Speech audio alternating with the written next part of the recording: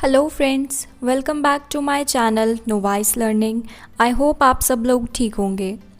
अभी तक हमने डेप्रिसिएशन के 2 पार्ट्स किए हैं, जिसमें मैंने पार्ट 1 में आपको थ्योरी बताई थी और पार्ट 2 में मैंने आपको एसएलएम मेथड बताया था, जिसमें हमने एसएलएम मेथड क्या होता है, उसके न्यूमेरिकल क्वेश्चंस किए थे और उसका फॉर्मूला भी देखा था।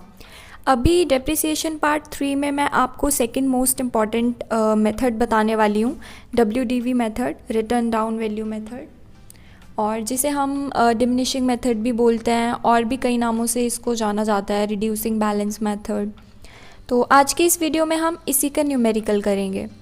और एक चीज़ मैं आपको बता दूँ, WDV मेथड जो है वो ज़्यादा इम्पॉर्टेंट है, क्योंकि प्रायोरिटी बेसिस पे मतलब ज़्यादातर कंपनीज़ जो हैं वो यही मेथड को अडॉप्ट करती हैं। तो इस वीडियो में मैं आपको WDV मेथड क्या होता है वो बताऊंगी, इसका हम न्यूमेरिकल करेंगे और ये कैसे SLM मेथड से अलग है वो देखेंगे।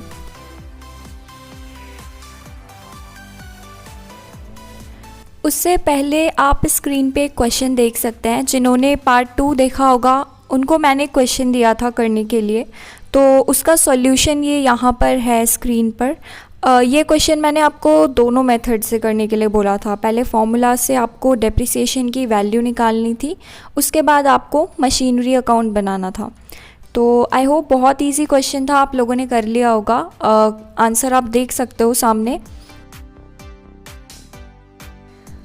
और ये यहाँ पर मशीनरी अकाउंट है। क्वेश्चन सेम ही था, आपको बस मशीनरी अकाउंट भी बनाना था।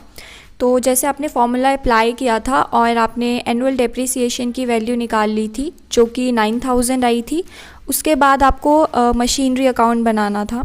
क्योंकि SLM मेथड में हमारा जो वैल्यू होती है डेप्रिसिएशन की वो सेम रहती है हर साल, तो बस यहाँ पे मैंने टू बैंक अकाउंट 51,000 की मशीनरी ली है और बाय डेप 9000 और बैलेंसिंग कर दी। फिर सेम उसको नीचे ले आए अगले साल, फिर सेम 9000 माइनस किया, फिर जो जितनी की भी मशीनरी बची है उसको नीचे ले आना है, फिर 9000 माइनस करना है। फिर ऐसे 5 ईयर्स का निकालना था, आई थिंक, हाँ 5 ईयर्स का ही था।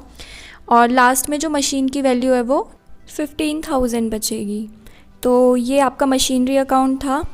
और अब हम आगे बढ़ते हैं और अब हम WDV स्टार्ट करते हैं। पहले हम देखेंगे कि WDV होता क्या है, उसकी थ्योरी देखेंगे। तो चलिए स्टार्ट करते हैं। तो जैसे कि आप स्क्रीन पर देख सकते हो, WDV मतलब रिटर्न डाउन वैल्यू मेथड। इसमें बताया है कि जो WDV मेथड से जब हम डेप्रिसिएशन की वैल्यू कैलकुलेट करते हैं तो जो डेप्रिसिएशन होता है वो मशीनरी की बुक वैल्यू पे नहीं लगता है, नेट वैल्यू पे लगता है। जैसे SLM मेथड में हम जो हमने जितने की मशीनरी ख़रीदी होती है, बुक वैल्यू जो होती है उसकी, उस पे एक बार डेप्रिसिएशन लगाते हैं बस। WDV मेथड में क्या होता है, जो बुक वैल्यू बचती है मींस एक साल का डेप्रिसिएशन माइनस करके जो आपकी मशीनरी की वैल्यू बचेगी उस पे आप दोबारा से अगले साल डेप्रिसिएशन लगाओगे, यानी कि नेट बुक वैल्यू पे। सेकेंड पॉइंट में बताया है कि SLM मेथड में जो आपकी डेप्रिसिएशन की वैल्यू होती है वो हर साल सेम रहती है, लेकिन WDV मेथड में डेप्रिसिएशन की जो वैल्यू होती है वो हर साल चेंज होती रहती है। रेट जो है वो आपका सेम रहेगा। अगर आपको 10% या 15% दिया है तो आप उसी परसेंटेज से चार्ज करोगे, बट क्योंकि आप नेट वैल्यू पे कैलकुलेट करते हो डेप्रिसिएशन, तो हर साल जो है वो वैल्यू चेंज होती रहती है डेप्रिसिएशन की इस मेथड में। और यहाँ पर आपको WDV का फॉर्मूला दिया हुआ है, cost of asset minus salvage value. Salvage value वही होती है स्क्रैप वैल्यू, और इनटू डेप्रिसिएशन का जो आपको क्वेश्चन में रेट दिया होगा, और सैल्वेज वैल्यू भी आपको क्वेश्चन में दी रहेगी। तो ये उसका फॉर्मूला है। थ्योरी में अगर आता है तो भी आप ऐसे ही पॉइंट्स बना के लिख सकते हो। इसका जो लिंक है थ्योरी पर्पस के लिए आपको डिस्क्रिप्शन बॉक्स में मैं शेयर कर दूँगी। आई होप आप लोगों को समझ आ गई होगी थ्योरी कि WDV होता क्या है। अब हम इसका एक न्यूमेरिकल क्वेश्चन करते हैं, मशीनरी अकाउंट बना के देखेंगे तो आपको और ज़्यादा समझ में आ जाएगा। तो स्क्रीन पे आप क्वेश्चन देख सकते हो। ABC Limited purchased a factory machine of rupees 1 lakh in 2015.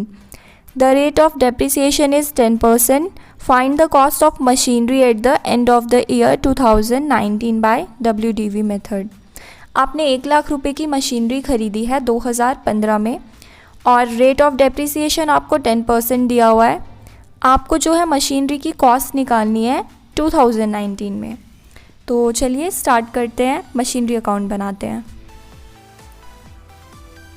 तो स्क्रीन पे आप लोग देख सकते हो मशीनरी अकाउंट आपको बनाया हुआ है मैंने। अभी मैं आपको समझाती हूँ कि ये मेथड कैसे अलग है SLM से।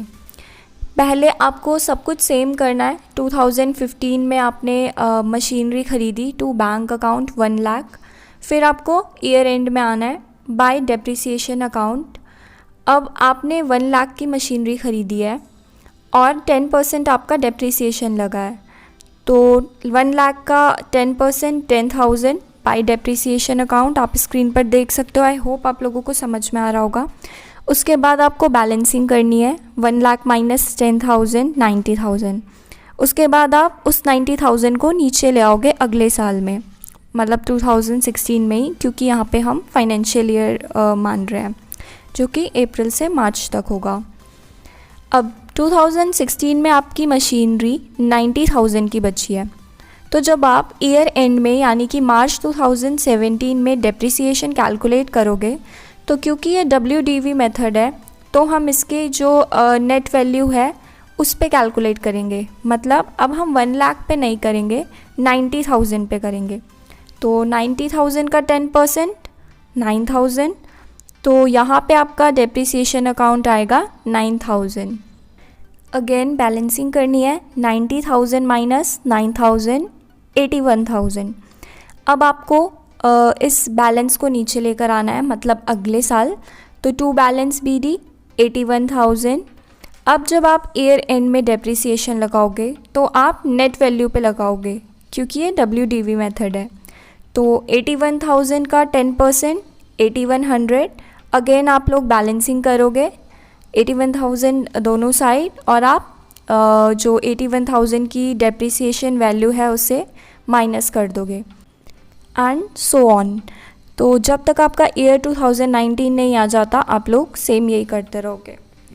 तो यहाँ पर आपको आई थिंक WDV मेथड थोड़ा सा क्लियर हुआ होगा। SLM मेथड में जो है हम सिर्फ एक बार निकालते हैं डेप्रिसिएशन की वैल्यू, क्योंकि वो बुक वैल्यू पे कैलकुलेट करते हैं हम। इसमें जो है वो हम नेट वैल्यू पे करते हैं। जितने की मशीनरी ईयर एंड में बचती है हम नेक्स्ट ईयर उस पे डेप्रिसिएशन कैलकुलेट करते हैं। तो ज़्यादातर जो कंपनीज़ हैं वो यही वाला मेथड यूज़ करती हैं। तो बहुत ही इजी था WDV मेथड भी। प्लस इसमें भी एक पॉइंट आता है, जैसे कि मैं आपको इन शॉर्ट बताऊं पार्ट 2 और पार्ट 3 वीडियो का। SLM मेथड में हमने 3 टाइप के क्वेश्चन किए थे, जिसमें हमने पहला फॉर्मूले वाला किया था जो शॉर्ट में भी आता है। उसके बाद हमने मशीनरी अकाउंट बनाया था। थर्ड में एक ये होता है कि पूरे साल नहीं यूज़ करते हम। मान लो आपने किसी साल के बीच में कोई मशीनरी ख़रीदी है तो उसमें हम जब डेप्रिसिएशन कैलकुलेट करते हैं तो केवल उस टाइम पीरियड को लेते हैं जितने में हमने वो मशीनरी यूज़ की है। फॉर एग्ज़ाम्पल आपने जुलाई में ली है तो आप 9 मंथ्स का डेप्रिसिएशन भी कैलकुलेट करोगे, मींस 10/100 इंटू 9/12। तो फर्स्ट ईयर का जो आपका डेप्रिसिएशन होगा वो अलग होगा। बट जब आप दूसरे साल का डेप्रिसिएशन निकालोगे तो आपको बुक वैल्यू पे ही दोबारा से एक बार डेप्रिसिएशन कैलकुलेट करना होगा। और अच्छे से समझने के लिए आप पार्ट 2 को ज़रूर देखें, मैं उसका लिंक आपको डिस्क्रिप्शन बॉक्स में दूंगी। और ये चीज़ बताने का मेरा यहाँ पे ये मोटिव था क्योंकि WDV मेथड में भी वो वाला सिनेरियो बनता है। अगर आपने ईयर के बीच में कभी भी मशीनरी ख़रीदी है तो भी आप सेम उसी तरह कैलकुलेट करोगे। जैसे यहाँ पर आपने 2015 में मशीनरी ख़रीदी है और आप 16 में कैलकुलेट कर रहे हो, तो यहाँ पे आपने केवल 1 लाख का 10% निकाला था। बट अगर आपने मशीन को बीच में ख़रीदा होता, फॉर एग्ज़ाम्पल जुलाई में ख़रीदा होता, तो आप यहाँ पर 1 लाख इंटू 10% इंटू 6/12 भी करते, क्योंकि आपने उसको केवल 6 महीने यूज़ किया है। तो ये था हमारा रिटर्न डाउन वैल्यू मेथड का न्यूमेरिकल क्वेश्चन, जिसमें मैंने आपको फॉर्मूला बताया, थ्योरी बताई, प्लस मशीनरी अकाउंट कैसे बनाना है और कैसे ये SLM मेथड से अलग है।